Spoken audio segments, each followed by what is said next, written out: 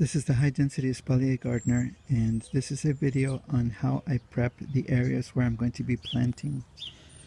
This happens to be the area where I'm going to be planting my watermelons to grow vertically up along this trellis here.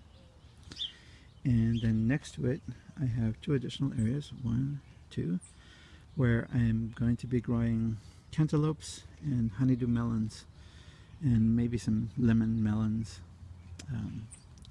And then next to that, at the end, I have my kiwis growing on the trellis there.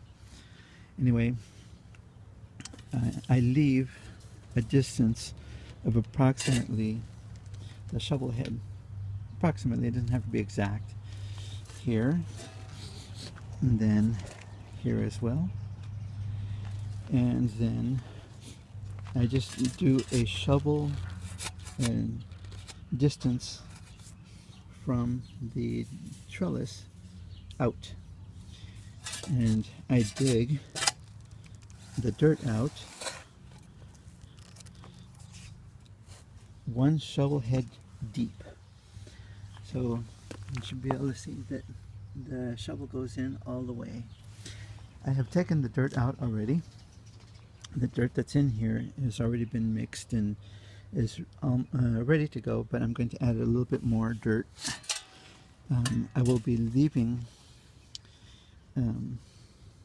the growing area about 2 to 3 inches maybe below the surface of the rest, so that when I water, it just has a nice area to put the water in.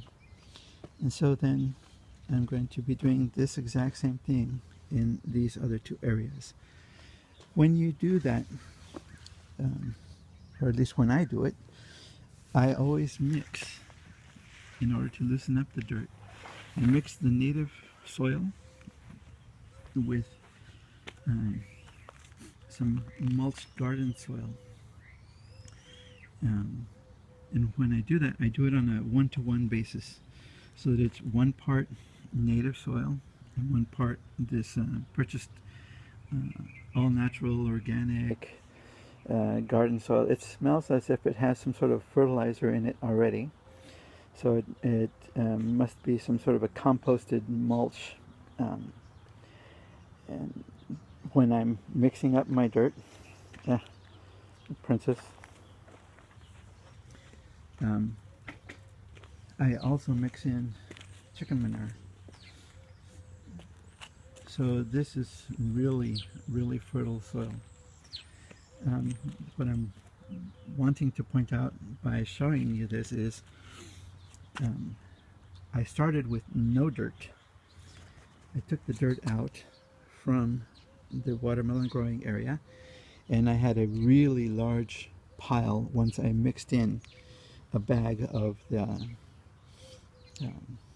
garden soil to mix it up, loosen up the dirt. I have put in almost as much dirt as I want there. I'm still going to take a little bit away from here and put it there, but I have a lot of dirt left over, and I will have a really lot of dirt left over once I do the same in the other 2 growing areas. If you didn't plan for this, then you have to figure out what you're going to do with your dirt. In my case, I planned for this.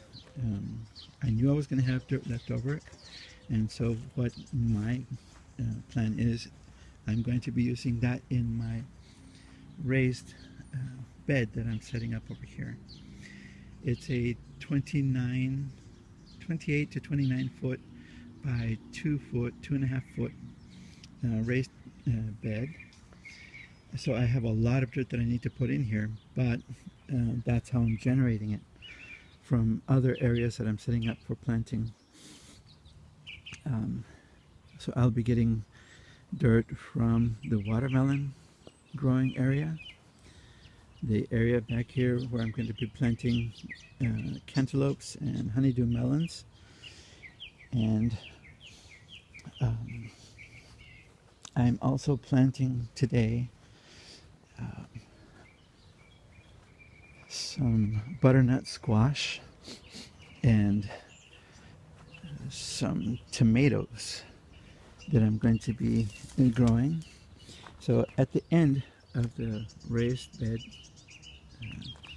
that I'm setting up to about here, I'm going to be leaving enough space to walk around this trellis, because here I'm going to take out dirt from this area just like I did in the other two areas and prepare it. This is where I'm growing my butternut squash that is going to be growing up vertically on this trellis, the same as I did last year.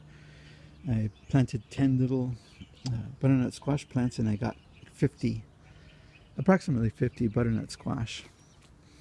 And then next to that, I'm going to be planting 4 different kinds of tomato plants. And so I'm going to be taking the dirt out from the area all along here up to the next post. I'm using wooden posts just to stake out where I'm going to eventually put the the metal ones, so I can see from where to where I need to prepare the dirt. But with this dirt from the tomatoes that I'm going to be taking out and mixing 1 to 1, plus the dirt from the butternut squash area, plus the dirt from the watermelon and cantaloupe and honeydew melon area, plus the area where I'm going to be planting my corn, because I'm going to do the same with my corn. I have quite a bit of dirt here that I'm going to be mixing in, preparing. So the corn actually is going to be growing along the side of the house in an area that I wasn't using before. 27 little corn plants, so